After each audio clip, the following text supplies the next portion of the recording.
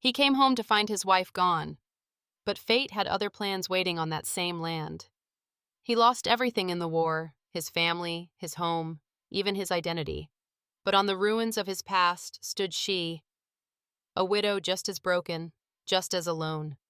Two strangers, one piece of land, and a choice that would change both their lives forever. If you believe love can grow even from loss, stay with this story.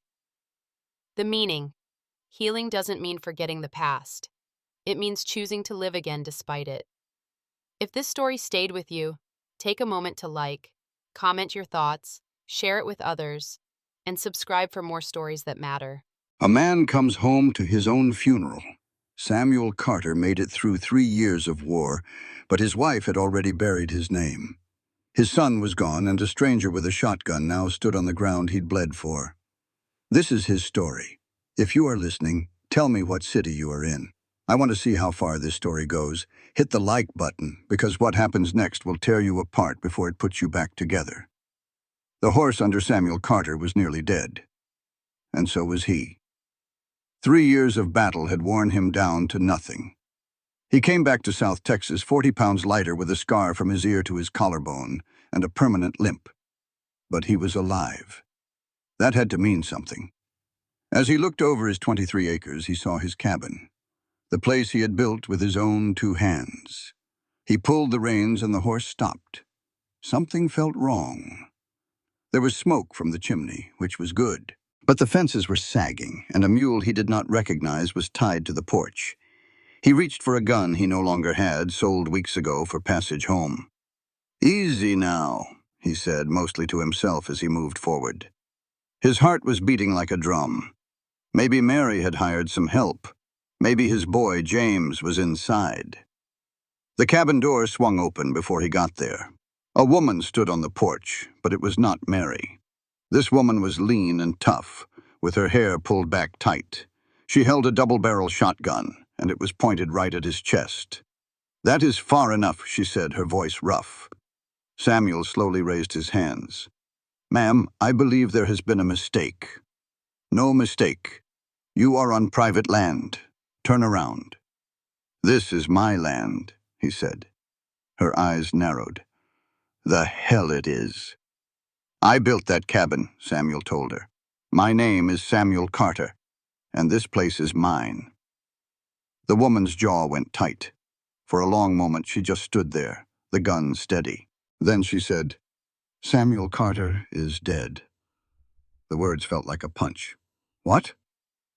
"He died at Shiloh back in '62, she stated. "His wife got the letter. She buried his name and sold this land to me fair and square 8 months back. Took her boy and went west." It felt like the world was tilting. Mary thought he was dead. She sold their home, took James, and just left. "I sent letters," he said quietly. "Mail gets lost in a war," the woman replied, her tone softening just a bit. "I was at Shiloh," Samuel said, his voice getting hard. "They shot me and left me in a ditch for dead. I was in a Union hospital for 4 months. By the time I could write, my unit was gone. But I'm here. I'm alive. And this," he said, motioning to the land, "this is mine." The woman studied him, trying to decide if he was a liar or a madman. At last she lowered the shotgun so it pointed at the porch floor. "Get down from that horse," she ordered. "Slow." His bad leg almost gave out when he dismounted. "You have proof?" she asked. "Anything with your name?" He carefully pulled a folded paper from his pocket. It was his discharge orders, creased and worn. He held it out to her. She took it and read it over. "This could be a fake," she said. "It is not." She handed it back. "What else do you have?" Samuel looked at the cabin he built. Inside, on the wall, there is a knot in the wood shaped like a fish. My boy used to touch it every night. And on the bedroom windowsill, I carved my wife's initials. S.E.W. Mary Elizabeth Carter. The woman's expression changed. It was not much, but it was there. "Stay here," she said, and went inside with the gun. Samuel stood in the yard, his mind spinning. Mary had mourned him, buried him, and moved on. The door opened again. The woman came out without the shotgun this time. "The fish knot is there," she said quietly, "and the initials." Samuel just nodded, afraid to speak. "My name is Margaret Maggie Turner," she said after a moment. "I was widowed 3 years ago. I bought this place cheap. I saw the deed. It all looked legal." "It probably was," Samuel said, his voice hollow. "If Mary thought I was dead." Margaret crossed her arms. "Look, this is a real mess. I paid for this land." "I am not asking you to leave," Samuel said quickly. I need a minute to think." He walked to the well and gripped the stone edge, staring down at his reflection. It was the face of a stranger. He had survived bullets and starvation, all to come home to a place that no longer existed. Margaret came and stood a few feet away. "Where were you planning to go?" she asked. Samuel gave a short, bitter laugh. "I had not thought that far. You have family?" "Dead, mostly." Margaret was quiet for a second. "I have a barn. It is dry.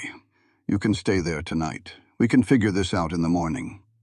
Samuel turned and looked at her. Her face was hard, but her eyes looked like they had seen loss too. "Why would you let me stay?" he asked.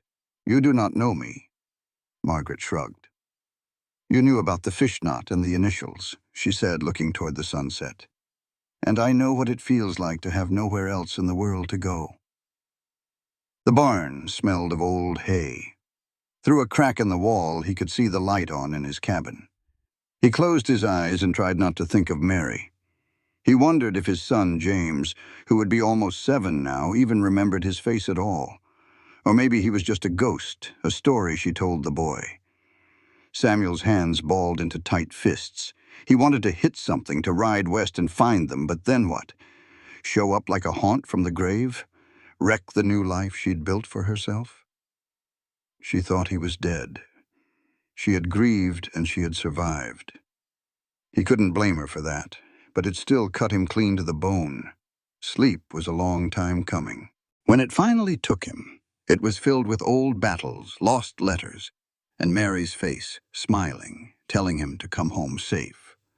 He woke before dawn to a rooster that wasn't there, an old army habit. For a second he was back in camp. Then the smell of hay brought him back. He saw Margaret in the yard carrying a water bucket from the well. She moved with a purpose, like a woman used to doing everything on her own. He pulled on his boots and limped over. She saw him and set the bucket down. "Coffee's on," she said.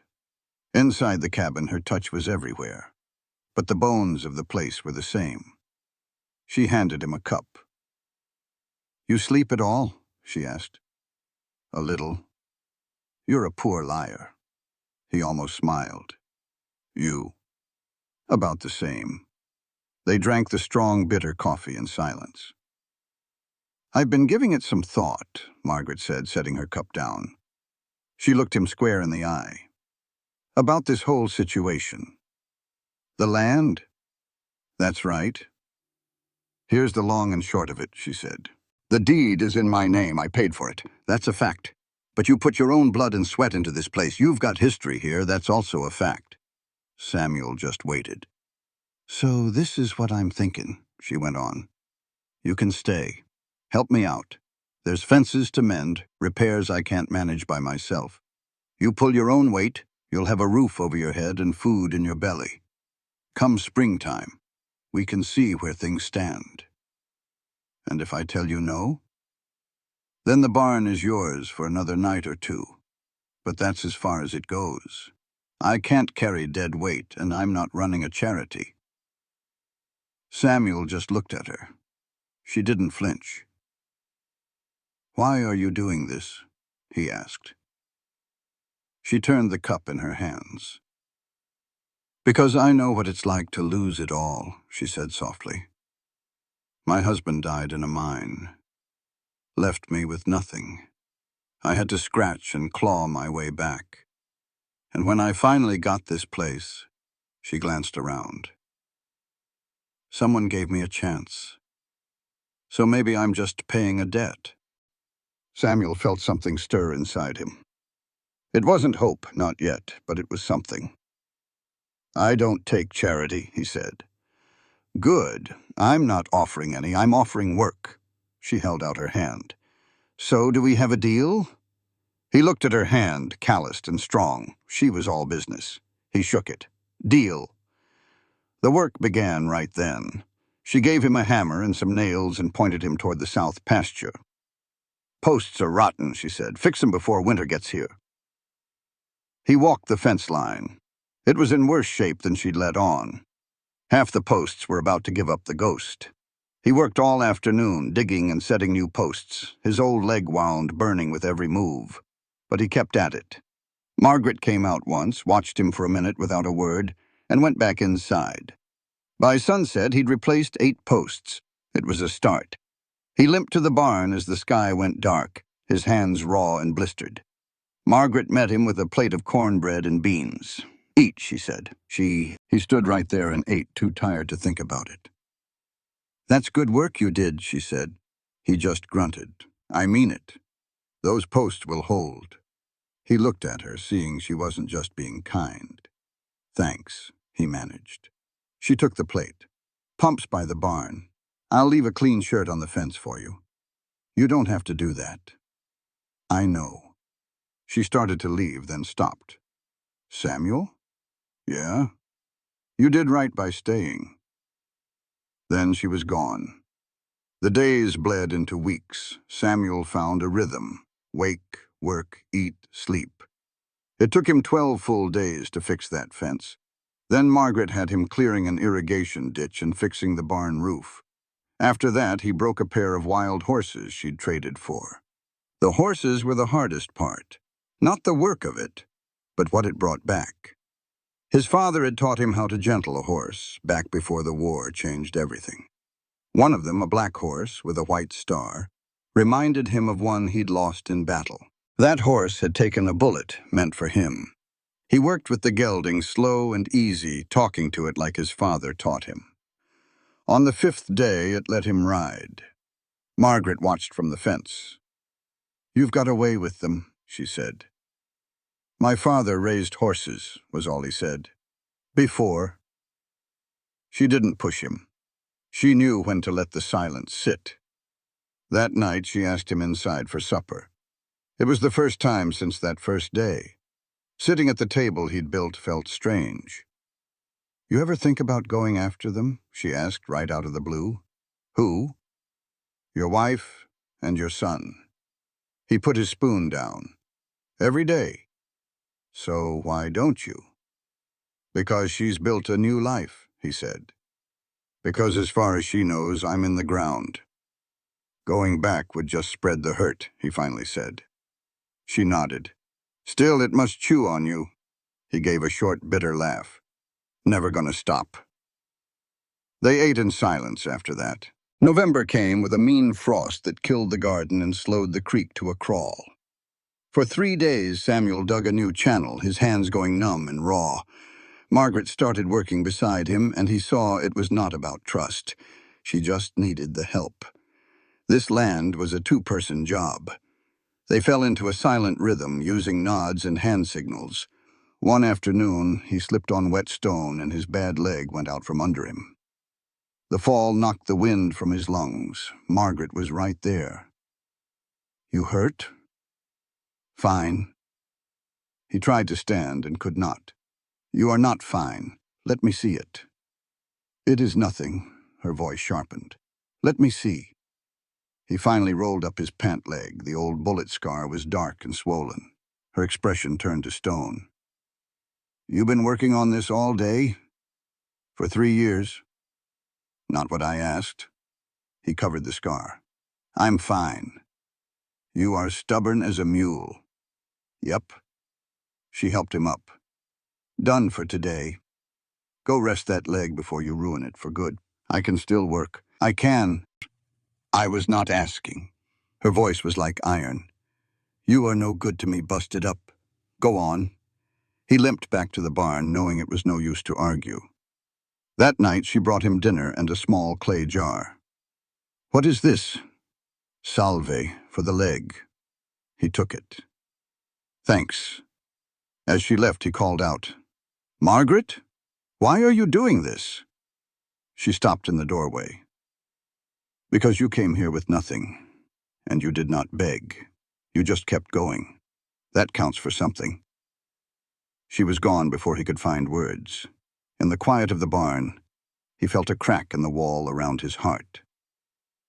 The riders appeared on a Tuesday, 3 men moving slow. His hand went to his hip out of habit. The leader, a man about 50 with cold eyes, reined in 20 feet out. "Help you?" Samuel said. A smile touched the man's lips, but not his eyes. "We are looking for Margaret Maggie Turner." "What about her?" "Just wondering if she is selling." "She is not." "Have not asked her yet." "Do not need to." "The land is not for sale." The man's smile vanished. "And who are you?" A younger rider with a scarred lip chuckled. "Looks like she got a hired hand." Samuel's jaw tightened. "State your business." The older man leaned forward.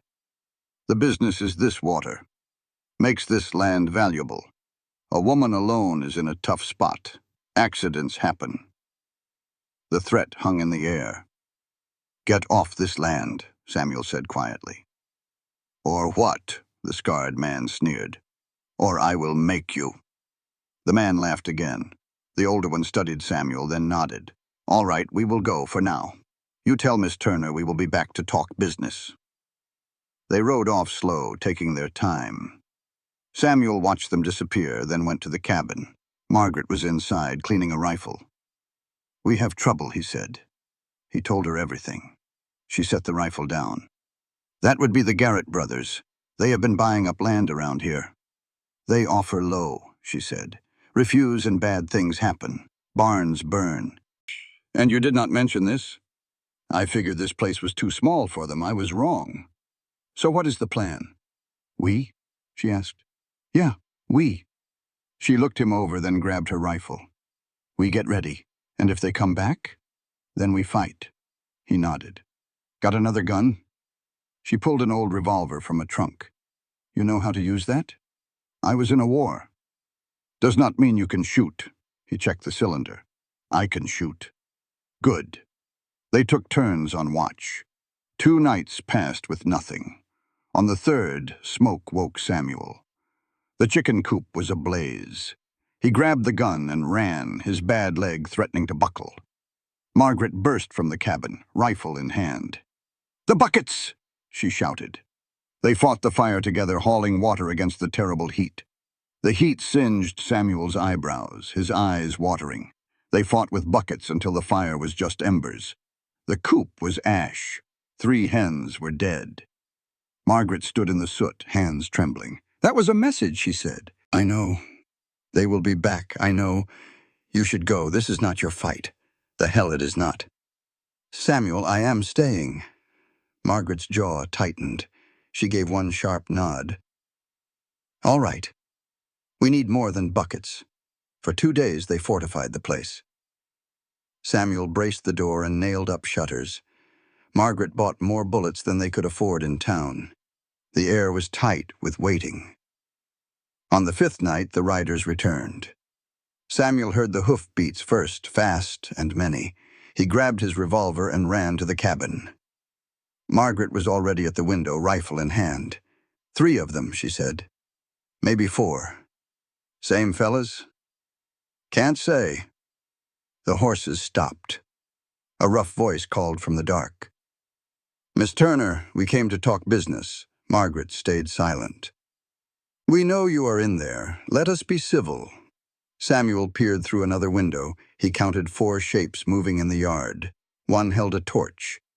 "Last chance, lady," the man yelled. "Sell or we take it." Margaret looked at Samuel, her face pale but set. "You ready?" "Yeah." She breathed in, then opened the door with her rifle raised. "Get off my land!" she yelled. The men just laughed. The one with the torch, the scarred man, stepped up. "That is not how it works. You had your chance." He threw the torch. It spun and landed on the porch. She fired.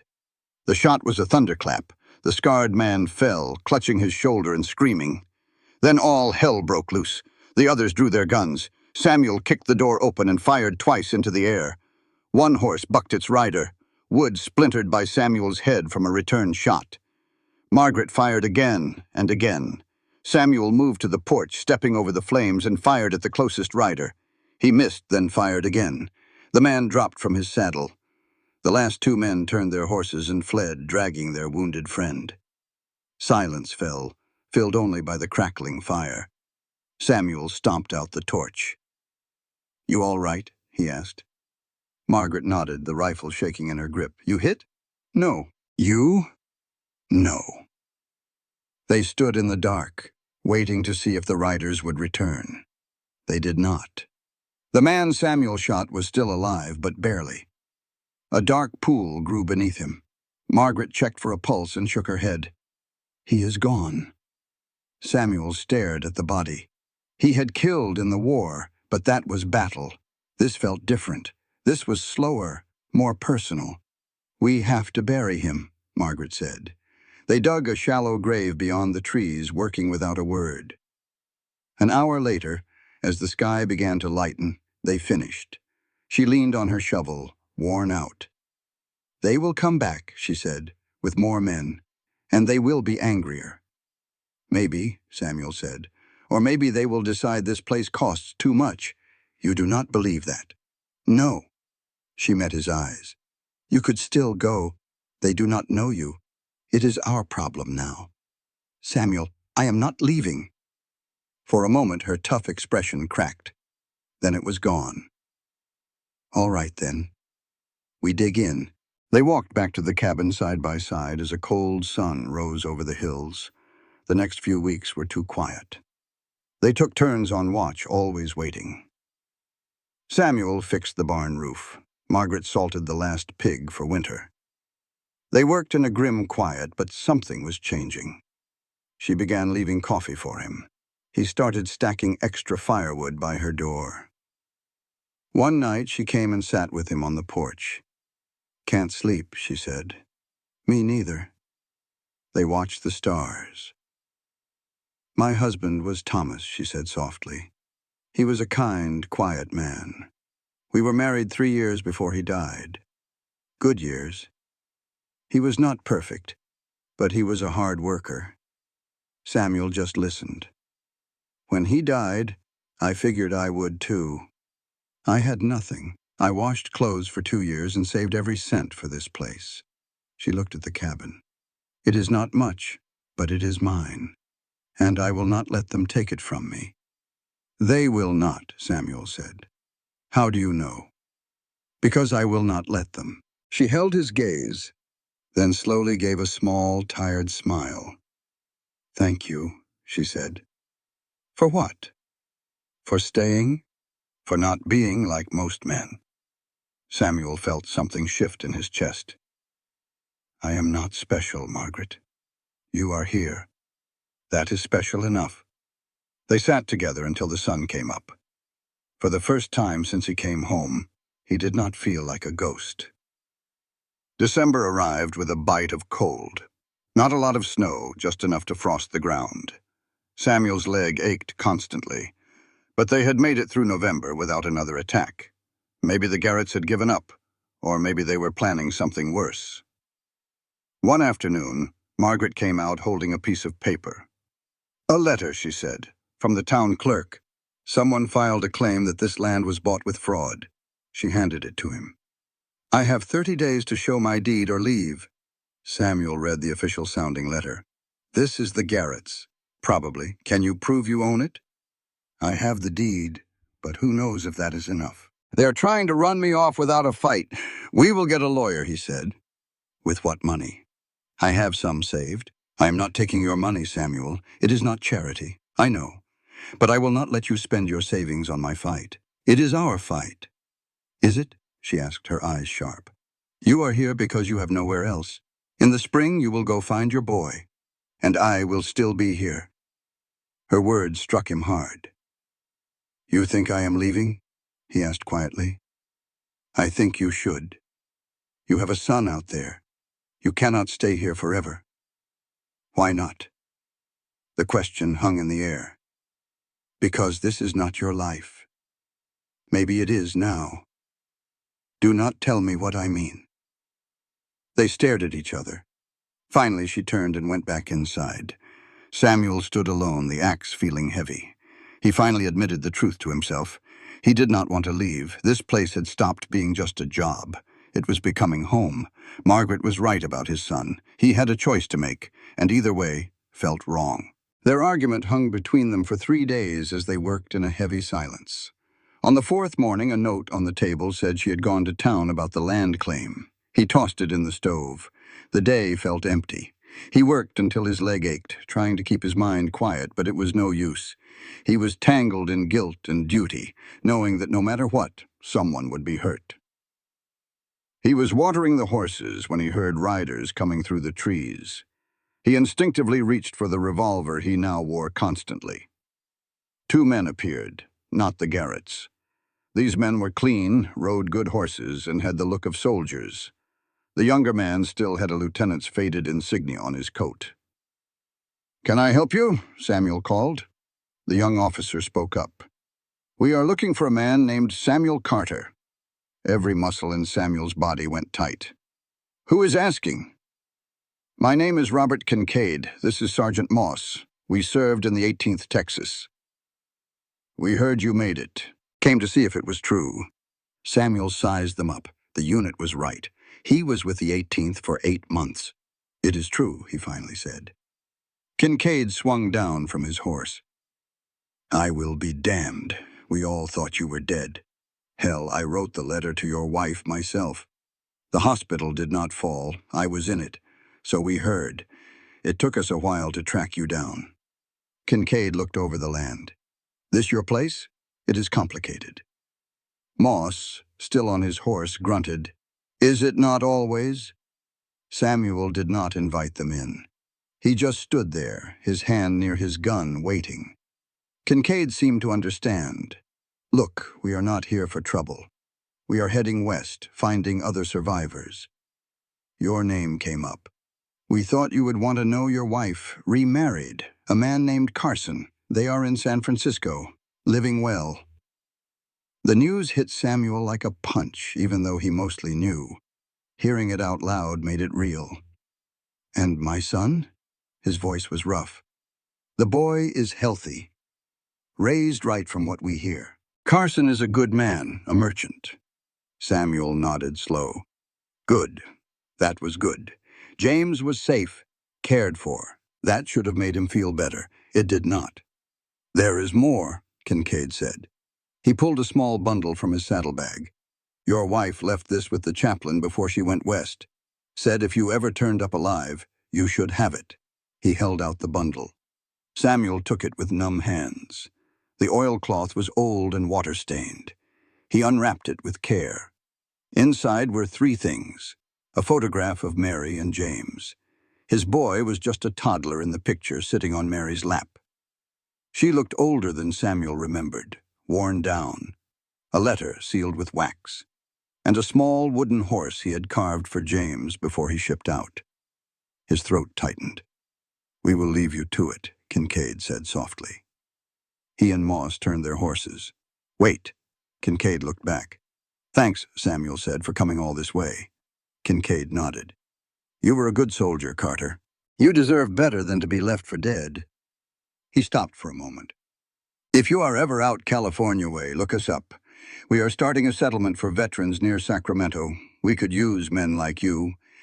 They rode away and disappeared into the trees.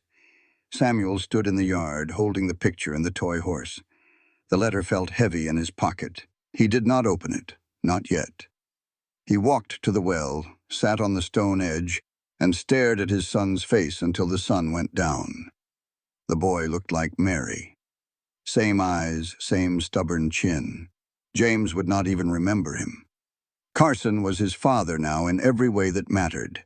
The thought should have broken him. Instead, it felt like a door had closed for good.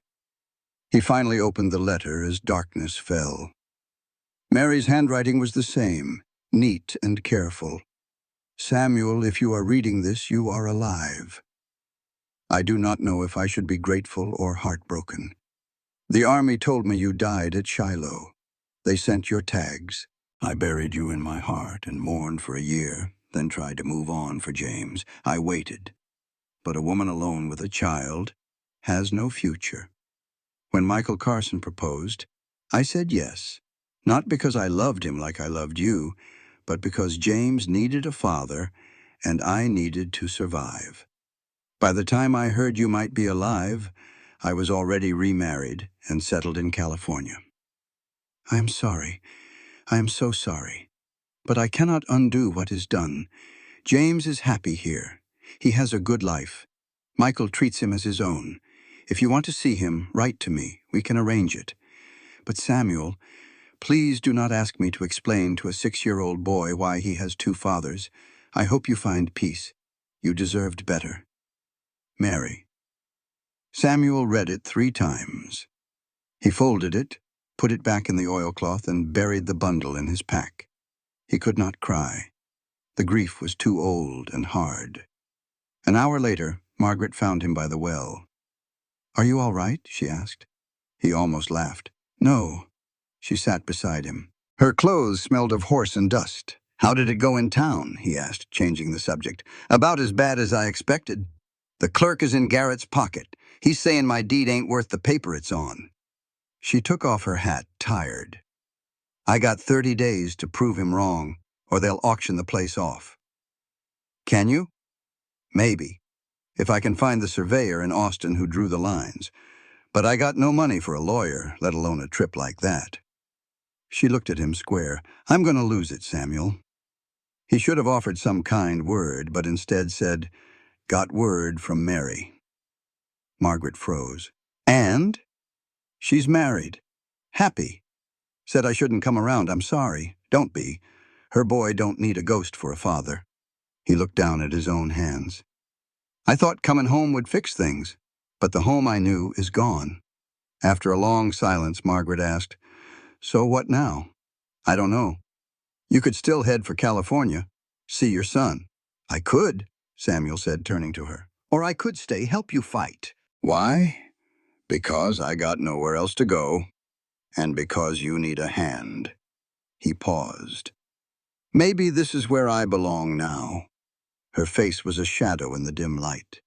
"You don't owe me a thing, Samuel. I know. And this land ain't yours. I know that too. Then why stay?" He had no good reason, just a stubborn feeling that to leave now was to quit for good. "Let me go," he said. "I'll ride to Austin and find your man." "With what money?" "I got enough." "Samuel," he stopped her. "Let me do this." Her face was stone, but her eyes weren't sure. She finally gave a single nod. "All right. But you leave tomorrow. Time's running out. Tomorrow." They sat in the quiet chill, both thinking this could be goodbye. Samuel left at dawn with $40, a borrowed horse, and a name, Edgar Pruitt, surveyor somewhere in Austin. The ride was 4 days if the weather stayed kind. Margaret met him at the fence line. "Don't get killed," she said. "I'll try. And don't waste the money on whiskey. Wouldn't dream of it." She almost smiled.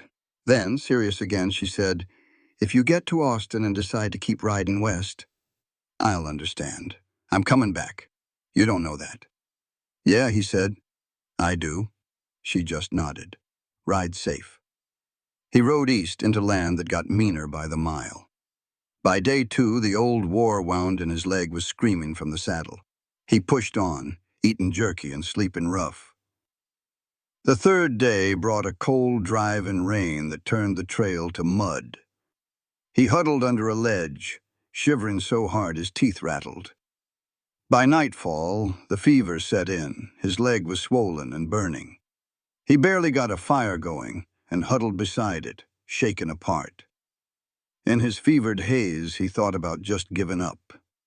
It'd be easy to just lie down and let go. No one would even know. Margaret would figure he'd just kept on riding west. But then he saw her in his mind, standing firm with that shotgun, refusing to bend. He pictured her look when he promised to return. How she wanted to believe it. That memory got him on his feet. He fed the fire, wrapped his leg with a piece of his shirt, and pushed on. Austin finally appeared on day 4, a loud, busy city full of folks who'd never heard a cannon shot. He ignored the stares he got and found a quiet boarding house. He paid for a room and slept for 16 hours. When he woke, the fever was gone. His leg still hurt something fierce, but the swelling was down. He cleaned up and went to find Edgar Pruitt. The sign said Pruitt and Sons. Inside, a young man sat behind a dusty desk. "Can I help you?" "Looking for Edgar Pruitt. That's my father. He's on a job, won't be back for a week." The words hit Samuel like a fist. "I need his testimony for a land squabble in Thornton County. The hearing is in 3 days." The young fella just shook his head. "Can't do it. My father is surveying for the railroad way north of here. He will be gone at least 10 more days. This is pressing. So is his job. He is under contract." The boy's tone was polite but firm as a fence post. "You can leave a note." Samuel wanted to argue to make him understand, but it was plain useless. Edgar Pruitt was out of reach. That was it. He walked out onto the street as the rain started up again, his thoughts spinning. 3 days, no surveyor, no proof.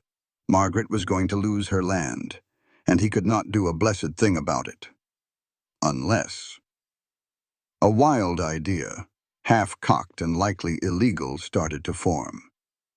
He found a print shop a few blocks down. The printer was a skinny man with ink on his fingers and a doubtful look. Samuel told him what he needed. An affidavit, looking all official, saying Edgar Pruitt had surveyed that very land and confirmed it was hers. The printer's eyebrows shot up. "You want me to fake a legal paper? I want you to print a paper.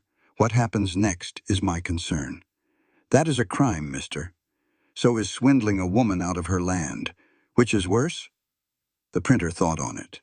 Then he named a price. $20 half now. Samuel paid him. 2 hours later, he had a paper that looked real enough. The printer even used an old surveyor's seal he had lying around. It would not stand up to a hard look, but it might just buy Margaret some time, or it might land them both in jail.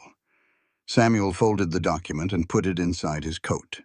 The trip back to Thornton County took 3 days. He rode the horse hard, barely sleeping, pushing on until dawn. He got there the morning of the hearing. Margaret was already in town, standing by the county office with her deed, looking beaten. When she saw him, her face changed. First surprise, then a flicker of hope. "You made it," she said, "just barely." He swung down from the saddle, his leg about to buckle. "Where is the hearing?" "Inside. Starts in 10 minutes. She eyed the paper he pulled from his coat. "Is that from Pruitt?" "Close enough." Her eyes got narrow. "What is that supposed to mean?" "It means we are buying ourselves some time. Do not ask, Samuel. Just trust me." Margaret chewed on that. Then she gave one sharp nod. "All right, then. Let us go." The hearing room was small and stuffy, filled with folks there for the show. The Garrett brothers sat right up front, looking smug. The county clerk sat behind an old desk. Margaret handed over her deed. The clerk looked it over with a big show of care, then shook his head. "This deed is no good," he announced. The seller did not have a clear title. The land was sold for back taxes in 1863. "That is a lie," Margaret said, her voice tight. "It is on the record, ma'am." "Your records are wrong." The clerk gave a thin smile. "Unless you have proof, I am siding with the Garretts. The land goes to auction." Samuel stepped forward. "We have proof." The clerk looked down his nose at him. "And who might you be?" "A witness? And I have a sworn statement from Edgar Pruitt, who first mapped this land, confirming the boundaries on her deed are correct." He placed the fake document on the desk. The clerk picked it up, scowling as he read. Samuel held his breath, expecting the man to call him out, but the clerk's scowl just deepened. I will need to check this with Mr. Pruitt." "Be my guest," Samuel said. "He is surveying for the railroad north of Austin. Should be back in 10 days or so." The clerk looked caught. Dismissing the paper would look bad. Delaying the hearing would anger the Garretts. One of the Garrett boys jumped up. "That paper is probably a fake." Are you calling me a liar? Samuel turned to him. The man's hand drifted toward his belt. Samuel's own hand went to his gun. The room fell silent. The clerk slammed his gavel. That is enough. Sit down. Nobody moved. The clerk sighed. I am postponing this hearing for 2 weeks. That will give us time to send a rider to Austin and check this affidavit. If it is real, Miss Turner keeps her land. If it is not, he stared at Samuel, then we will have a very different talk. The gavel hit the desk. It was over. Margaret pulled Samuel outside before the Garretts could start something. They walked fast toward the horses. What in the hell did you just do? Margaret whispered. I bought us 2 weeks. With a forged paper? Did you have a better plan? Yes, not breaking the law. Samuel faced her. That clerk is paid for by the Garretts. The whole game is rigged. You think playing nice was going to save you? And you think this will? It gives us a chance? That is more than we had an hour ago. Margaret just stared, torn between being scared and mad. If they find out that paper is a fake, they will arrest you. Us, maybe. Then we better make sure they do not find out. How? We find the real Edgar Pruitt and get him to testify. Make the paper real after the fact. Margaret let out a strange sound, half laugh, half sob. You are crazy. Probably. She shook her head, but a small smile touched her lips. All right. We have 2 weeks. Let us get to it. They rode back to her place, the forged document a heavy weight in his saddlebag. They had crossed a line and there was no going back. The Garretts came 3 days later. Samuel was in the barn when he heard the horses coming fast. He grabbed his gun and ran out. There were 5 men this time. The 3 Garretts and 2 hired guns, mean-looking men. Margaret was already on the porch with her rifle. The oldest Garrett pulled up his horse. That was a neat trick at the hearing, he yelled. But it is not going to work. Get off our land, Margaret shouted back. See, it is not your land. And now that we know you are faking papers, well, that just proves you are a criminal. He smiled. The sheriff will be very interested to hear about this. Samuel stood next to Margaret. You got any proof? Do not need proof. Just need to plant a seed of doubt. And when the sheriff starts looking, who knows what he will find? Garrett's smile got wider. You two should just pack up and go, otherwise this is going to get ugly. We are not leaving, Samuel said. Your funeral. The riders turned and trotted away, slow, making their threat clear. Margaret lowered her rifle, her hands trembling. He is right. If they tell the sheriff, they will not. How do you know? Because it is a bluff. If they had anything real, they would have brought the sheriff with them. Samuel put his gun away. They are just trying to scare us off. It is working. He looked at her. Do you want to run? Margaret's jaw hardened. No. Then we fight. That night, they boarded up the windows and kept watch. Samuel slept in the main cabin near the stove. Around midnight, he heard her get up. She came out wrapped in a blanket and sat down. Can't sleep? He asked. No. He poured her a cup of coffee. They sat there for a bit without talking. Then she spoke. Why are you really doing this, Samuel? Do not just say you had nowhere else to be. There is always somewhere else. He could have lied, said something about honor, but she deserved the truth. Because this is the first time since the war I feel like I am fighting for something that matters, he said. The war was just staying alive.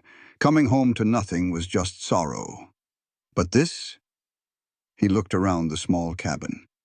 This land, this fight. You, it is real. I am tired of being a ghost. Margaret was quiet for a long time. When she finally spoke, her voice was low. I have been so mad at you, I know, not because you stayed, because you made me hope. She met his eyes. I spent 3 years learning how to get by without hope. Then you came along, she stopped, angry. You made me think things could be different. I hate you for that. Why? Because hope hurts more than anything. Samuel put his coffee down. Margaret, I ain't going anywhere. I'm here to stay. Whatever comes, we'll face it together. She stared at him for a long time. "Promise me. I promise." She got up and walked right up to him. "You break that promise," she said low, "and I'll shoot you myself. Fair enough." She kissed him, hard and desperate, full of all the lonely years. He pulled her close and kissed her back. When they came up for air, she rested her head on his. "This is a fool's notion," she whispered. "Yeah, we're likely to lose it all. Likely. You're still leaving in the spring." "No," he said, "I'm not. I decided. What about your son? He's got a good father. Me showing up would only bring trouble." He held her face in his hands. "I can't get back what's gone, Margaret.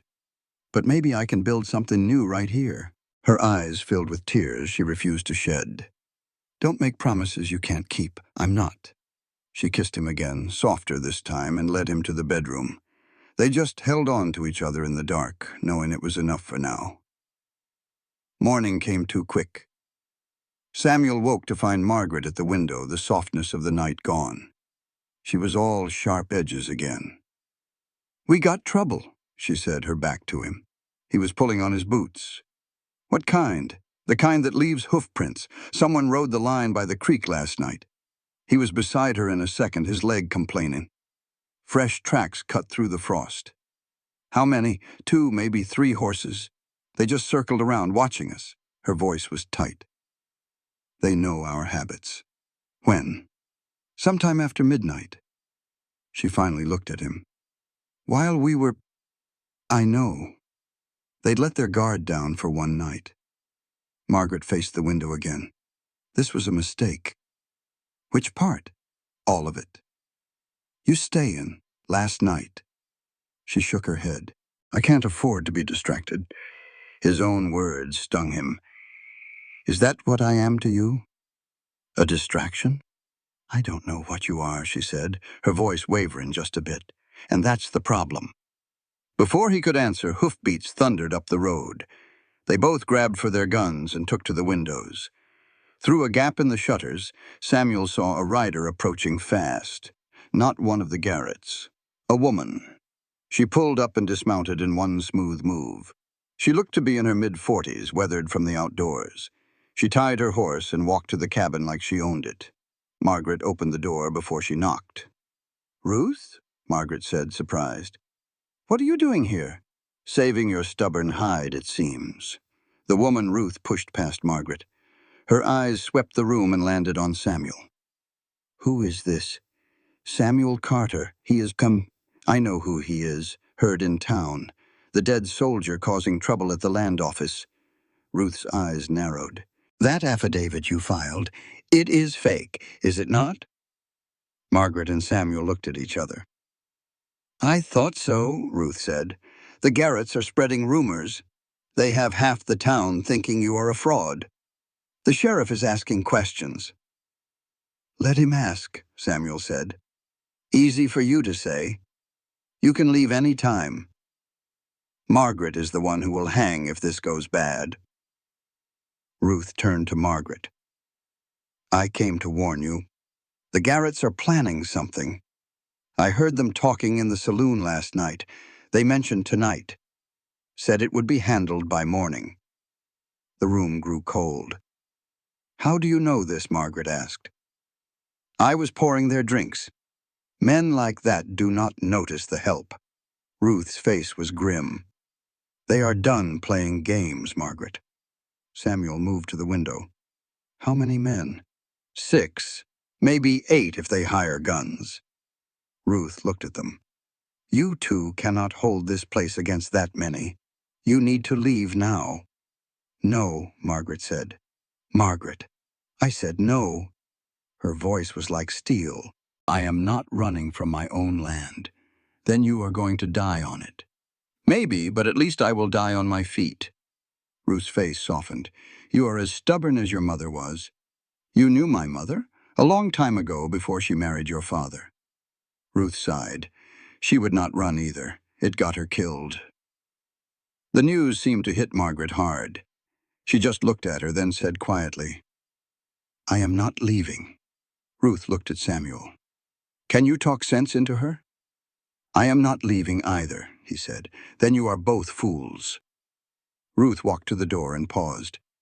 I brought supplies, mostly ammunition. It is in the saddlebags.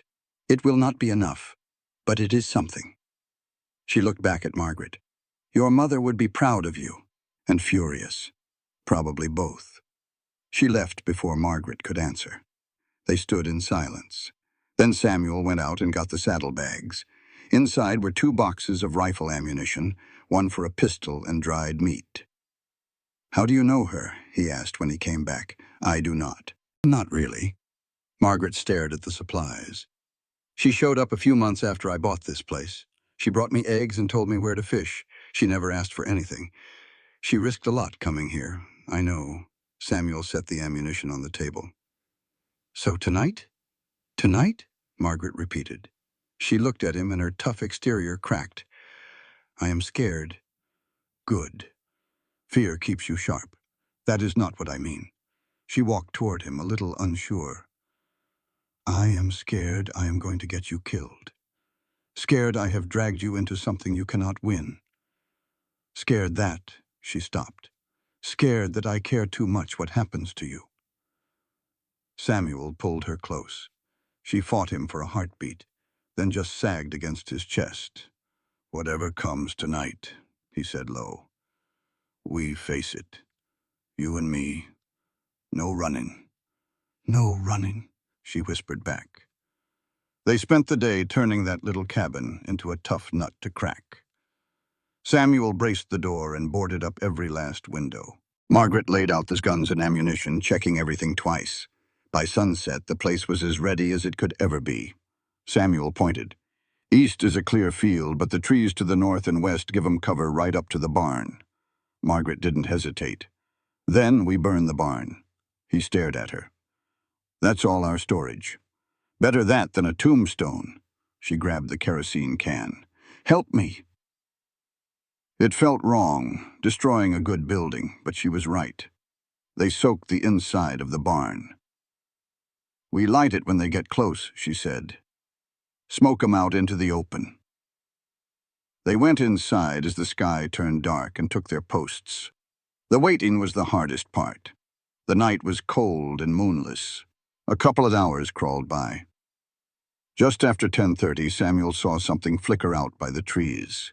He touched her arm and pointed. She nodded, her face looking like a ghost. Kill the lamp, Samuel breathed. The room went pitch black. They held their breath, listening. After a minute, he heard the creak of saddle leather. Riders, he mouthed. A voice cut through the dark. We know you're in there. It was the middle Garrett boy. Come out, and we might let this slide. Margaret brought her rifle up, but Samuel put a hand on it. Not yet. You got 1 minute, the voice yelled. Then we're coming in with fire. Samuel counted maybe 6 men spread out in the shadows. A torch sailed through the air and sputtered out in the dirt. Then the guns opened up. Bullets hammered the log walls and shattered the shutters. They both dropped to the floor as splinters flew. The barn! Margaret yelled. Samuel scrambled to the back, broke the window with his rifle, and fired 2 shots. The second one hit the kerosene can they'd left. The whole barn went up in a roar of flame. The sudden light caught the attackers flat-footed, their cover now a giant bonfire. There were 6 of them, plain as day. He started shooting, and so did Margaret. Men yelled and scattered, but there was nowhere to hide from the light and the bullets. The fire had stolen all their advantage. Fall back! Somebody screamed. They dragged their wounded men back to the trees. The shooting stopped. The only sound was the crackle and groan of the barn burning down. You hit? He asked. No. You? I'm fine. They stayed low and watched. The firelight made the whole yard look like a bad dream. Then the oldest Garrett started talking, his voice cold as a snake. That was plain stupid. Now you got nothing, and we're still here. Samuel didn't bother to answer. We can wait you out, Garrett went on. Or, he hollered, you can send the woman out with the deed. We'll let you both walk. That's a mighty fine offer, seeing as you shot 3 of my boys. Don't listen to that snake, Samuel muttered. I'm not. Garrett tried a friendlier tone. Look, this land ain't worth dying over. Let's just be smart and talk it out. Margaret squeezed his hand hard. He's stalling, she whispered. They're moving. She was right. He could see shadows slipping along the edge of the woods. They're trying to circle us, he said. They split up. Samuel taking the north window, Margaret the south. The little cabin suddenly felt like a trap. A shot cracked and a bullet punched the wood right next to his head. He fired back 3 times. Then gunfire erupted from all sides. The tiny room filled with smoke and noise. I'm out, Margaret shouted, ducking down to reload. Samuel laid down cover fire until his own rifle clicked empty. He drew his revolver just as bullets shredded the window frame. In the sudden quiet, he heard it. Hoofbeats. They brought more men, Margaret said, her voice tight. But these riders weren't quiet. They came thundering right up the road. 3 figures burst into the firelight. It was Ruth in the lead, a shotgun held high. Behind her were 2 tough-looking old-timers. She rode straight for the trees and let both barrels go. You boys picked the wrong fight, she screamed. This woman's got friends. Her partners opened up, their rifle fire tearing into the Garrett's flank from out of nowhere. The ambush fell apart in pure chaos. Hold your fire, Ruth yelled, wheeling her horse toward them. Friendly's coming in. Samuel didn't take the shot. Ruth and her boys hit the ground like a storm, using their horses for cover as they scrambled for the cabin. Margaret yanked the door open and they piled inside, chests heaving. Figured y'all could use a hand, Ruth said, already feeding new shells into her shotgun. How did you... Later, she cut him off. Right now, we got about 30 seconds before they realize there's only 3 of us. She was right. Samuel saw the Garretts getting organized again, spreading out for another push. One of Ruth's friends, a fellow with a gray mustache, took the north window. 6 of 'em, he said, cool as can be. Maybe 5 now. That makes 6 of us, the other man, built low and solid, chimed in. Sounds like even odds to me. Who are you people? Margaret asked. Frank Delaney, said the man with the mustache. This here's my brother, Cole. We owe Ruth our lives a few times over. When she calls, we show up. Even for a suicide mission? Samuel asked. Frank almost smiled. Especially for those. Outside, Garrett started yelling again. Ruth Mason, you're making a big mistake, Ruth hollered right back. The only mistake was you thinking you could run folks off their land, Garrett. This ain't your fight. The hell it ain't. You want this land so bad, come on and take it. The air went still. Then Garrett let out a nasty laugh. Have it your way. We'll burn this place down with you in it. Then the guns started talking. The whole cabin shook as bullets ripped through the walls from 3 sides. It was a constant roar of gunfire, a storm that wouldn't let up. They shot back where they could, but mostly they just tried to keep their heads down as the world came apart around them. A round caught Frank in the shoulder. He grunted but kept on shooting with his good arm. Another bullet blew apart the water bucket, splashing blood and water all over the floor. Cole got a graze on his head that had him blinking red, but he never stopped firing. Samuel's 6-shooter clicked on an empty chamber. He snatched up Margaret's rifle, shot it dry, then grabbed his own and kept on. His hands just did the work. Load, aim, fire. His mind was somewhere else, cold and quiet, focused on one thing, keeping these folks alive. Then, just like that, it was quiet. The silence was deafening. Smoke hung heavy in the ruined cabin. Everyone still with us? Ruth asked, her voice raspy. They all answered, some stronger than others. They're running low on lead, Frank said, clutching his shoulder. Same as us. Samuel checked his pockets. He had 6 rounds left for his pistol, and none for his rifle. The others weren't much better off. So what's the plan? Cole asked. Before an answer could come, a new sound came through the night. Not guns, but horses. A lot of them, coming from town. Samuel squinted through a hole in the wall. He saw a long line of riders, maybe 15 men. For a second, his heart sank. Then the firelight caught the star on the chest of the man in front. It was the sheriff. The lawman rode right between the cabin and the trees where the Garretts were hiding. That's enough, the sheriff's voice boomed. Everybody drop your weapons. It's over. For a long moment, no one moved. Then the Garretts shuffled out from the trees, their hands up. The oldest one pointed a shaky finger at the cabin. "Sheriff, they're criminals. They forged papers, shot at my men." "I know what they did," the sheriff cut him off flat. "And I know what you did. I got 3 witnesses who heard you planning this whole thing back at the saloon. I got proof you bribed the county clerk, and I got a wire from Edgar Pruitt in Austin. He says his name was forged all right, but not by the folks in that cabin." Garrett's face turned pale. "That's a lie. Is it? Because Mr. Pruitt was real clear about who offered him $500 to sign a fake paper. He mentioned you by name." The silence was heavy enough to crush a man. The sheriff drew his revolver. "You and your brothers are under arrest. Attempted murder, arson, bribery. That ought to keep you busy for a good long while." He nodded to his deputies. "Take 'em away." The Garretts didn't put up a fight. Their hired guns just melted away into the night. The sheriff swung down from his horse and walked toward the cabin door where Margaret met him. "You all right, Miss Turner?" "We will be now." The sheriff nodded, taking in the damage. "Sorry it took so long. Ruth sent for us, but it took time to round up a posse. Your barn is gone. A barn's better than a life." "True enough," he said, then looked at Samuel. "And you must be her guardian." "Yes, sir." "That paper you showed me was a fake." "Yes, sir."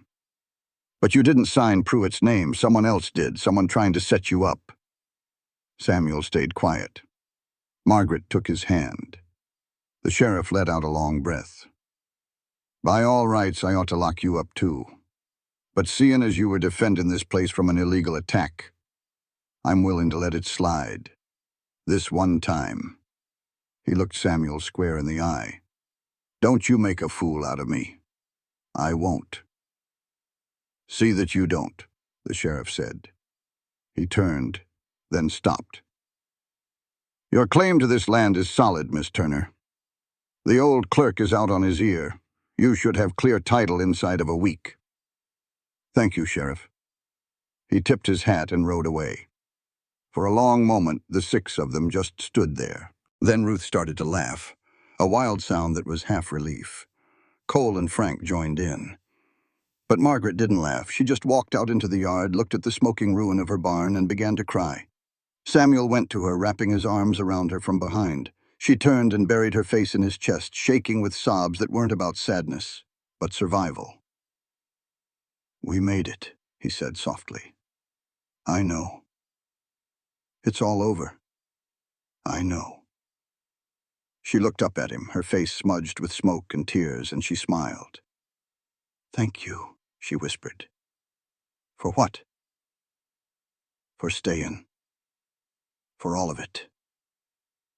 He gently held her face in his hands. "Where else was I going to be?" They just stood there, surrounded by the wreckage, but alive. The next few days were a blur of hurting and hard work. Frank's shoulder got infected, and he spent 3 days burning up with fever in Margaret's bed. She and Samuel took turns spooning water into him until the fever finally broke, leaving him weak but breathing.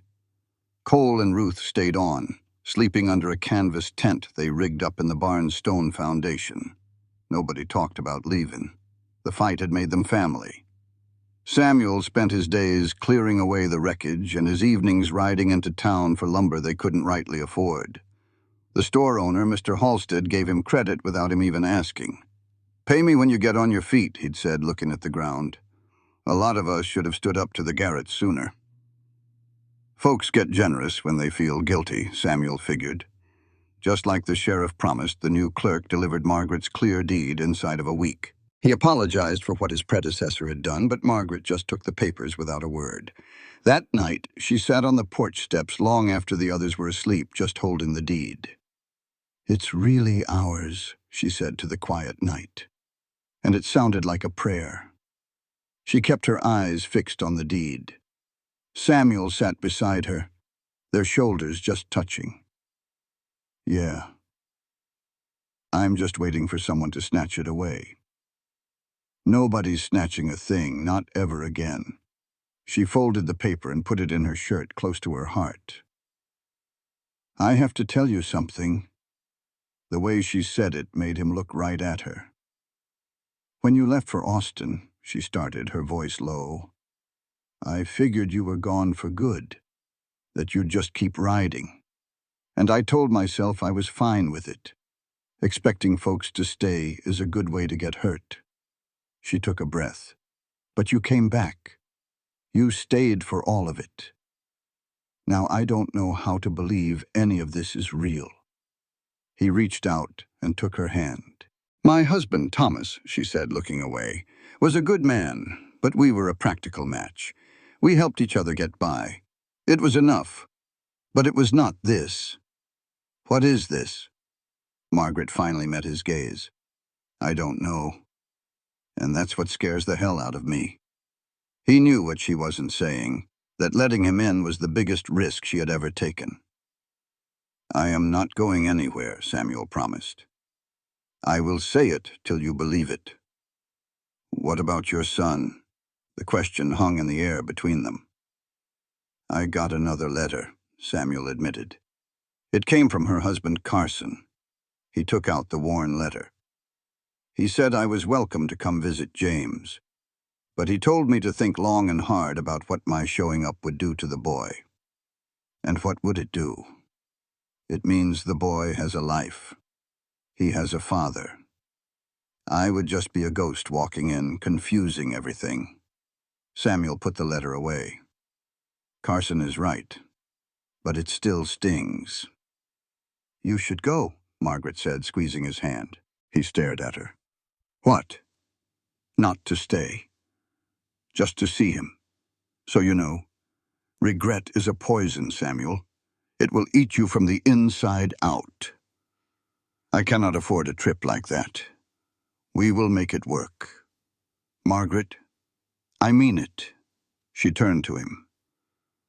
I need you to stay because you choose to. You cannot make that choice until you have seen what you are giving up. He knew she was right, and it terrified him. What if I go and I decide to stay there? Then you stay, she said, her voice steady. And I will be all right. Just like always. That ain't what I want. Then come on home. They sat quiet for a spell. Samuel leaned over and gave her a slow, soft kiss. When he pulled away, Margaret was almost smiling. So we're going to give this a real go? She asked. A go at what? At trying. Really trying to build something. Yeah, he said.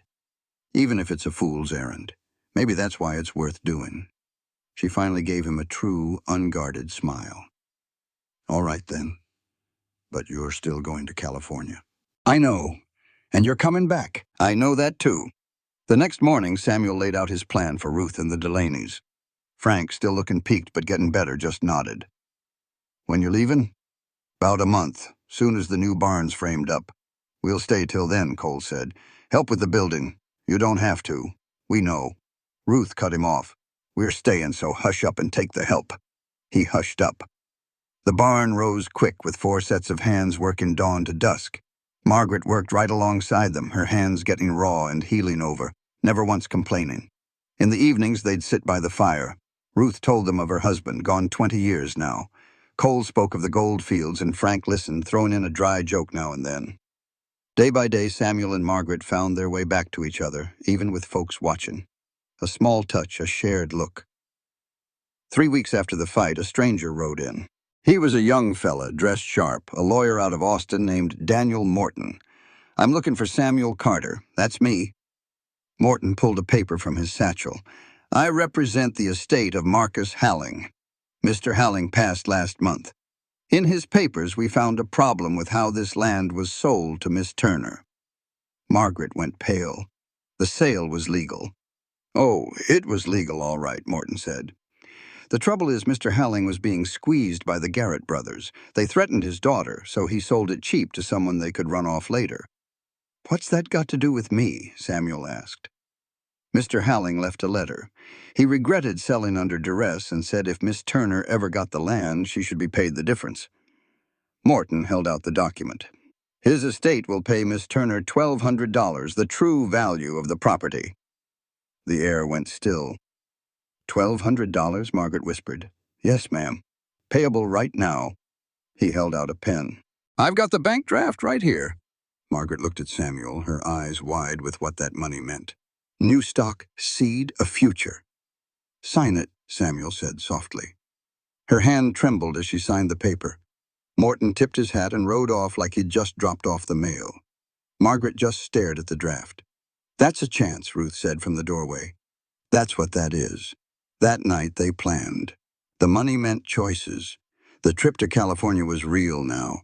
You ought to take 200, Margaret said. For the road and any trouble, that's too much. It's not enough, but it'll have to do. Her voice was steady.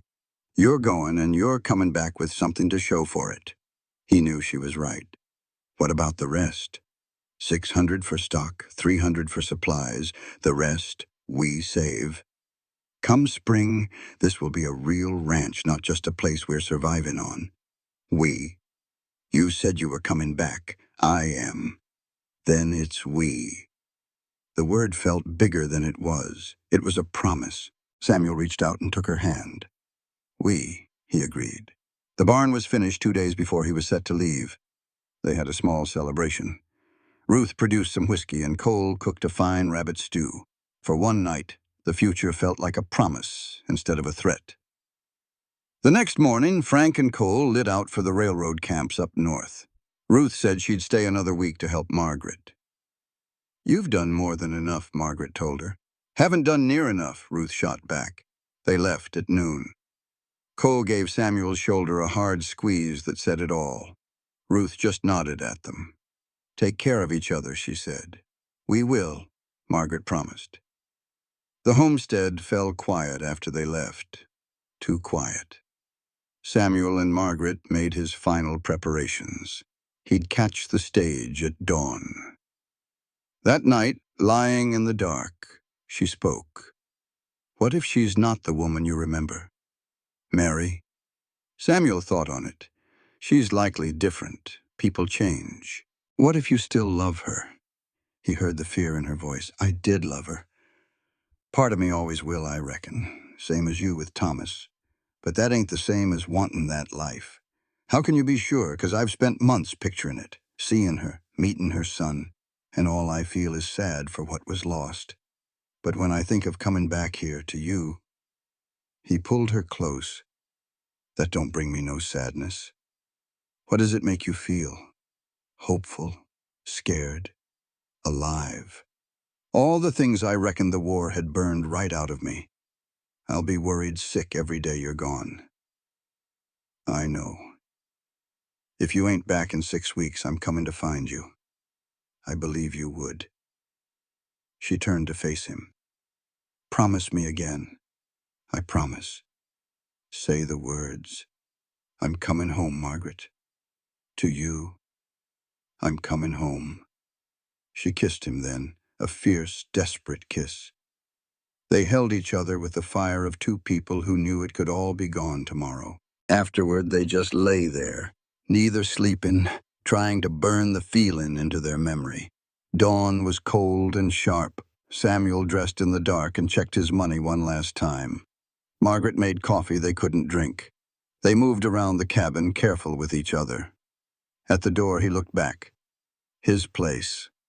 Her place. Maybe theirs, if he could let himself believe it. 6 weeks, Margaret said. Don't you make me a liar for trusting you. I won't. He kissed her, then climbed on the horse and rode for town. He didn't look back. If he looked back, he might never leave. The stage for Austin left at 8. Samuel bought his ticket and watched the other folks arrive. Normal people living normal lives. He felt a pang of envy for 5 seconds flat. Then the stage pulled in, and the feeling was gone. The ride to Austin was long. The trip west was long and hard. 6 days on trains and stages that made his leg ache something fierce. San Francisco rose out of the fog, bigger and louder than anything he had ever seen. He found a room and took 2 days just to build up his nerve. Carson's house was in a decent part of town, the kind of place where families put down roots. Samuel stood across the street for a good 20 minutes before he finally walked up and knocked. A solid-looking man with kind eyes opened the door. Michael Carson, the boy's father. "Can I help you?" "My name is Samuel Carter. I sent a letter." The man's face showed he understood. "Of course, please come inside." The house was a home. You could feel it. "Mary is out with James," Carson said, pointing to a chair. "I thought we should talk first." Samuel sat holding his hat. "This is not a simple thing, Mr. Carter." "I know." Carson chose his words with care. "Mary has been on edge. She thought you were gone for good." "She grieved you," Carson said. "You coming back has opened up old wounds." "I do not want to cause her or James any pain," Samuel said. "I just had to see him for myself. He is a fine boy, happy and smart. He does not remember you, Mr. Carter. To him, I am his father." The words were not mean, just a fact. "I am not here to change that," Samuel said, his voice thick. "I just need to see him. Then I will be on my way. I give you my word." Carson looked him over for a long moment, then gave a slow nod. "All right. But when you see him, you are just a family friend. That is how Mary will introduce you. Can you do that?" It felt like a knife twisting, but Samuel nodded. "Yes, I can live with that." The front door opened, and a woman's bright voice called out, "Michael, we're home." Samuel got to his feet, his heart hammering in his chest. Mary walked in and froze. She was older, but it was her. "Samuel," she whispered. "Hello, Mary." A whole lifetime passed between them in that one look. "Mama, who is that?" A small boy peeked out from behind Mary. He was 7 years old, with his mother's eyes and a face that was all new. He looked at Samuel with simple curiosity. Samuel felt like he could not breathe. "This is Mr. Carter," Mary said, her voice surprisingly strong. "An old friend from long ago." "Hello, Mr. Carter," the boy said. "Hello, James." Samuel found his voice. "You have gotten bigger since I last saw you." The boy smiled. "When was that?" "A long time ago. You were just a little thing." "I do not remember." "That is all right." Mary came closer while James ran to get his school drawings. "I did not think you would really come," she said quietly. "I had to." "I know. He is happy, Samuel. I can see that. I'm not here to take a thing from you." He looked her in the eye. "I am here to let go." She understood. Tears filled her eyes.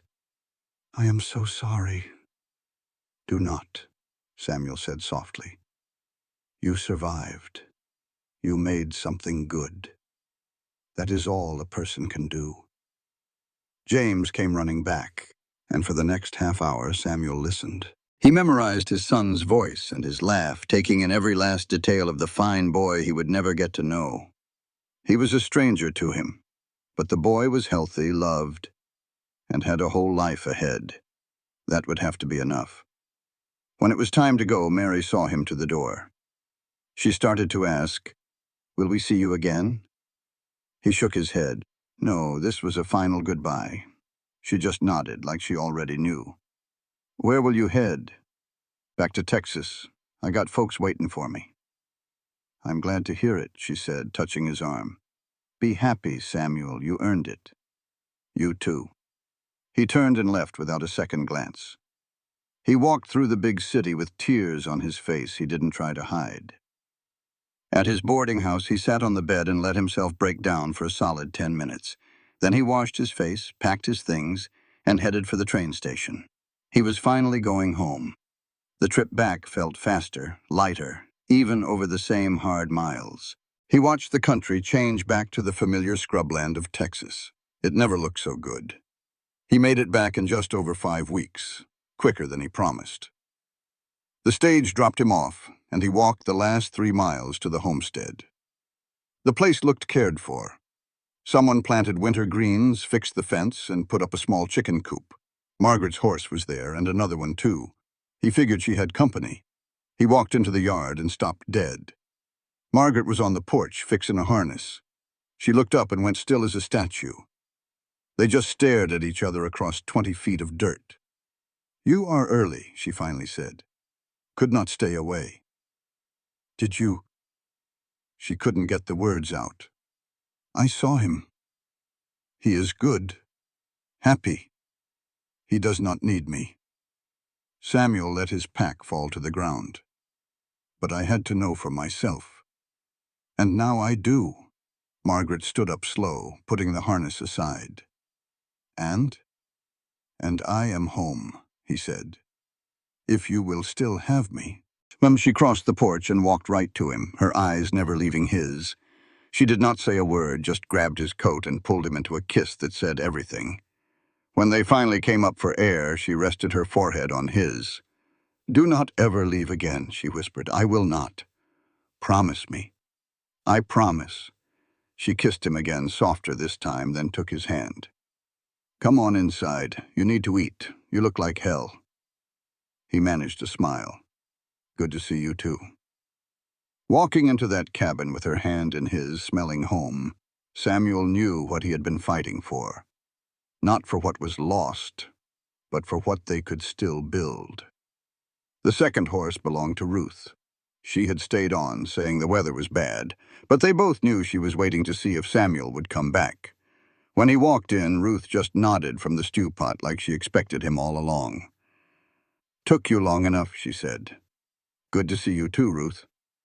"You look rode hard." "I was." She pushed a bowl of stew across the table. "Eat. Then you two can get on with your reunion foolishness." Margaret actually blushed, something Samuel had never seen. They ate quietly, comfortable in the silence. After, Ruth said she was heading out in the morning and went to the barn to give them some space. Alone now, Margaret seemed unsure. She stood by the stove, fussing with a rag.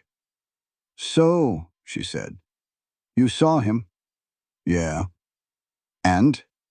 Samuel walked over and gently took the rag from her hands. "And he is a good, smart kid. He has a life, a real one, and I am not a part of it." She searched for the right words. "How does that feel?" "Sad, final, and right." He held her face in his hands. "I had to see him to know that coming back here was not running away. It was running towards something."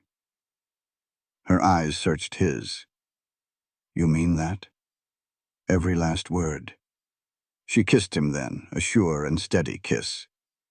When they parted, she said, "I cleared out Thomas's things while you were gone, donated what was left to the church." He understood. She was making room for him in the cabin and in her life. "How did that feel?" he asked her. "Like shutting a door that should have been closed years ago." She led him toward the bedroom. "Come on. You need some real sleep. We can talk more tomorrow." And they did. They talked for days about their wants and their fears. They talked about a future, if they had the nerve to reach for it. Margaret admitted she had only ever planned on surviving. Samuel confessed he was so busy chasing the past he forgot how to imagine a future. "So we will figure it out together," Margaret said one morning, watching him work. "Just make it up as we go." "Is it that simple?" "Nothing about this is simple," she said, "but maybe that is the whole point." Ruth left on a cold morning at the end of November. She hugged Margaret, shook his hand, and rode off. They watched until she was just a speck on the horizon. "Think we will see her again?" Samuel asked. "Yeah," Margaret said with a small smile. "She is like a bad penny." Winter came on strong after that. Snow fell early, burying the land in white. They worked through the short days and spent the long nights by the fire, planning for the spring. Margaret wanted more cattle. Samuel wanted to fix the irrigation. "Getting awful ambitious," she teased. "No, just hopeful. There is a difference." On Christmas Eve, they sat with a bottle of whiskey. No decorations, just the two of them. "I should tell you something," Margaret said, her voice steady from the drink. "I saw the preacher last week. Asked about getting married." Samuel went quiet. "You did?"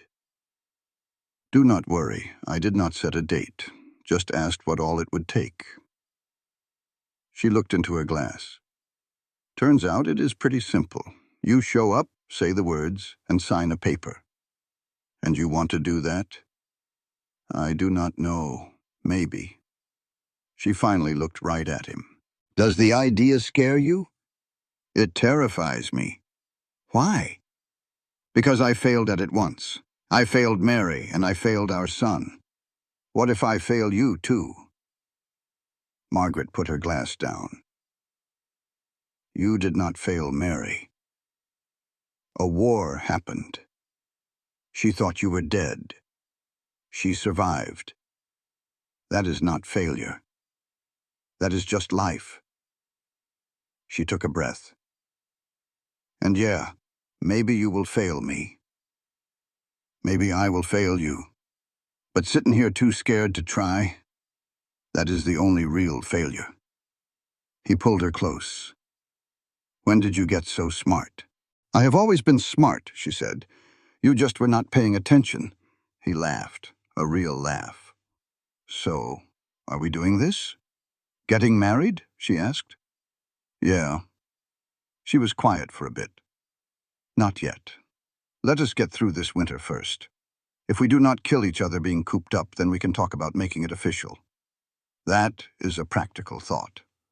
That is me. They made it through the winter, but just barely. They had fights about chores and bigger fights about money and what to risk on the spring planting. She threw a plate. He slept in the barn twice. But they always found their way back, knowing the simple truth that they were better together than they were apart. Spring came in fits and starts. Samuel worked the fields from sunup to sundown, his body remembering the rhythm of the work. Margaret handled the business side of things, driving a hard bargain in town, and keeping the books so well it surprised him. "You are good at this," he told her one night. I had to be," she said. "No one else was going to do it for me." In April, a letter came from Carson, not Mary. He had asked her not to write. The letter was short. It said James was doing well in school, had joined a choir, and sometimes asked about the man who came to visit. "He remembers you," Margaret said, reading over his shoulder. "Not as his father, just as a stranger." "Is that enough?" Samuel asked as he folded the paper. "It has to be." He did not write back. That door was closed for good. In May, they got visitors. Frank and Cole Delaney rode up one afternoon looking tired and trail-dusted but grinning wide. They stayed for 3 days, helping build a new smokehouse. One of the men, Cole, offered Samuel work on the railroad up north. "Good pay for a man who knows his business," he said. Samuel looked over at Margaret. "I appreciate it," Samuel told him, "but I'm right where I belong." Cole just nodded like he knew that would be the answer. After they rode off, the homestead was quiet again. "You could have gone," Margaret said softly. "I'd have been fine." He took her hand. "I know, but I didn't want to go." In June, the county had a big meeting about a new irrigation ditch. It meant everyone chipping in money and labor. After a lot of folks argued, the engineer showed it would cost each landowner $200 plus 30 days of work for reliable water. Samuel watched Margaret doing the sums in her head. Before anyone else could argue, she stood up. "We're in," she said, her voice cutting through the noise. "We'll pay our share and do our part of the work." With them leading the way, the other landowners agreed, one after another. The project was on. After the town meeting, walking to the horses, Samuel said, "That canal is a big commitment." "It's the right one," Margaret replied, swinging into her saddle. "We're not just surviving now. We're building something." The project started in July. Digging that ditch in the summer heat was brutal work. He worked alongside other men, building something instead of tearing it down. He'd come home exhausted every night, and Margaret would have dinner waiting. They fell into an easy partnership, a comfort that ran deeper than words. On his birthday in August, she surprised him with a cake. It was lopsided and burnt on the edges, but it was a cake. "You made this?" he asked, a real smile on his face. "Ruth from town gave me the recipe. I might have gotten the heat wrong." "This is awful," he said, grinning as he ate a slice. "I know. Thank you." "You're welcome." Later that night, in the dark, Margaret spoke softly. "I think I'm ready." "Ready for what?" "To get married, if you still want to." Samuel turned to her. "Are you sure?" "No," she said. "But I don't think I'll ever be sure, and I'm tired of waiting." "So," he smiled in the dark. "Are you asking, or am I?" "I'm asking." "Margaret Maggie Turner, will you marry me?" "Yeah," she whispered back. "I will." And there, in the quiet, they made a new promise. They both knew it was a long shot, but they got married that September. It was a small affair in town, with just a few neighbors to see it done. Her dress was simple, his shirt was borrowed, and the preacher kept it short and sweet. When it was over, Margaret looked at him and said, "Well?" He just nodded. "That's that." Life did not change overnight. They still worked the land hard and fell into bed tired. But now, it felt like they were building on solid ground. The real change came that fall when the new canal brought water to their fields. Margaret cried watching it flow. "I never thought I would see a future," she told him. Samuel pulled her close. "We are just getting started." That next winter was easier. They had food put away and even bought a stubborn dairy cow named Bess. Come spring, they put twice as many seeds in the ground, betting everything on that new water. That bet on the water paid off big.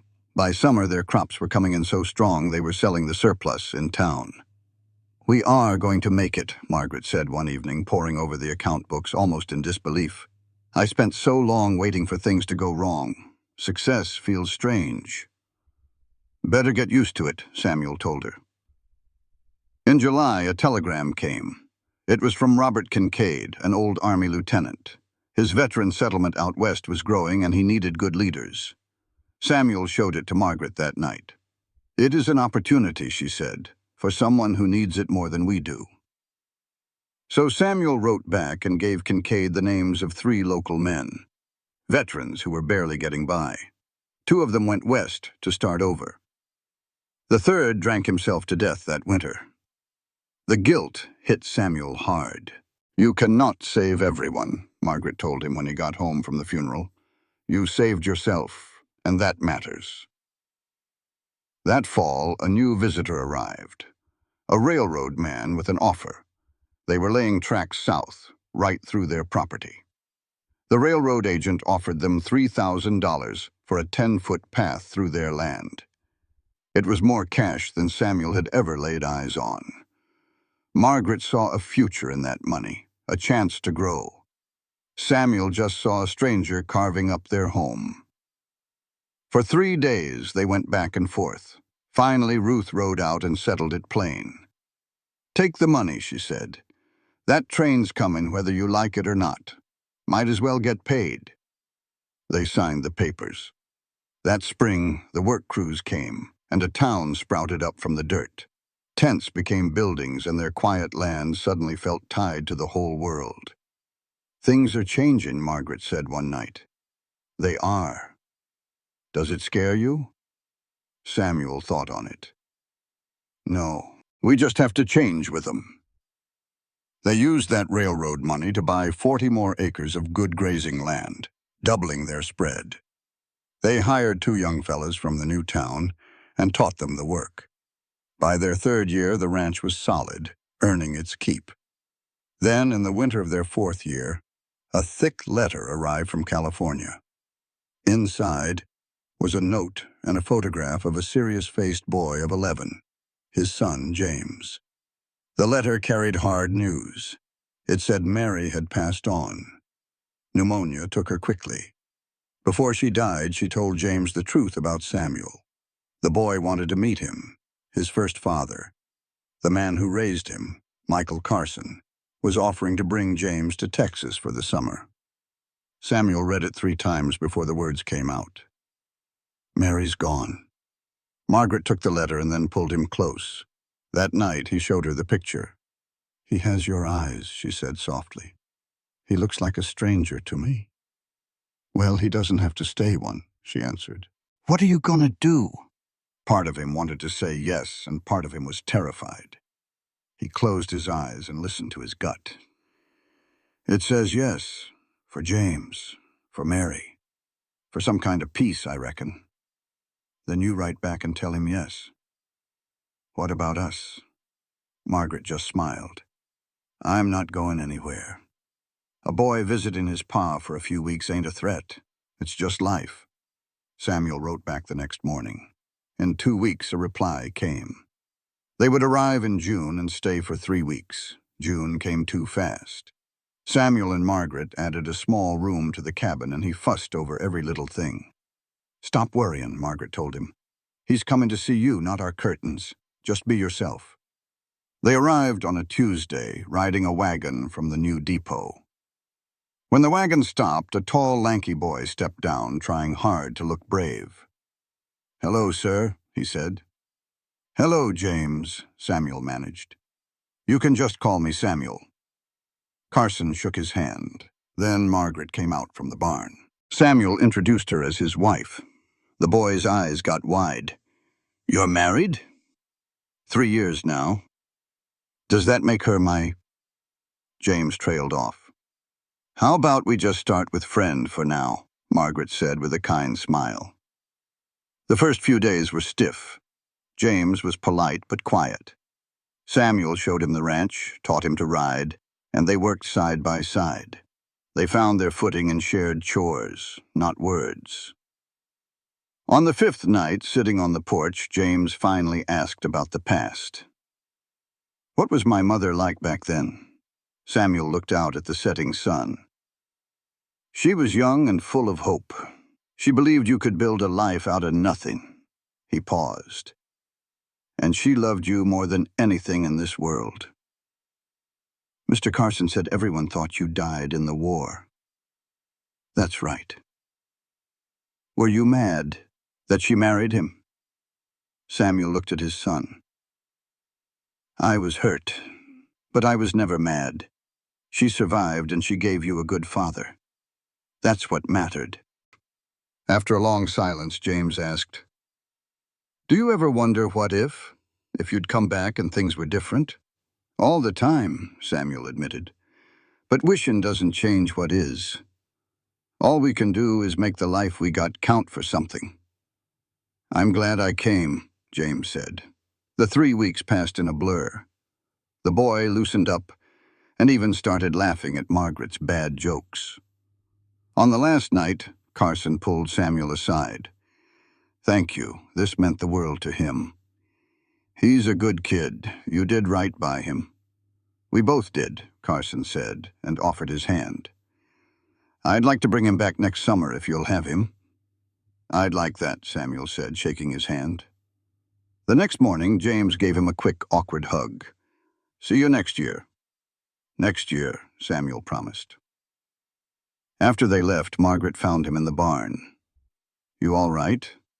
I think so, he said. That was hard, but it was good, too. I'm not his father, not really. But I'm not a stranger either, and that's okay. Then James came back the next summer and the one after. Each visit was easier than the last. By the time he was 15, the ranch felt like a second home to him. It's like having 2 homes instead of 1, he said once. That ain't a bad way to live.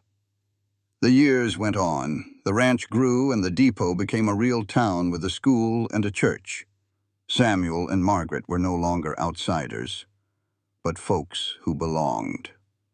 Ruth passed in her sleep at 67. The funeral was full of people she'd helped along the way. She was a good woman, Margaret said by the grave. The best, Samuel agreed.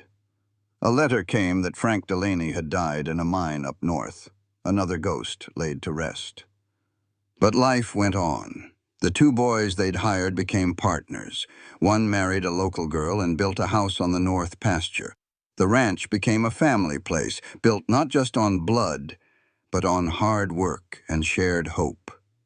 10 years blew past. For their 10th anniversary, Margaret had a painter passing through make a picture of their homestead. "So we remember where we started," she said. They hung it over the fireplace, and she asked him, "Any regrets?" He thought about all the ghosts of his past, the life he had lost, and the son he had missed. "No," he said finally. "No regrets. Just thankful we were both stubborn enough to see this through." Then James, grown to 18, came to visit before leaving for university. He announced he was going to study agriculture to learn the modern science of it. "After I graduate," he said, looking a little unsure, "I was thinking I could come back here, not to take over, but to help, if you would want me."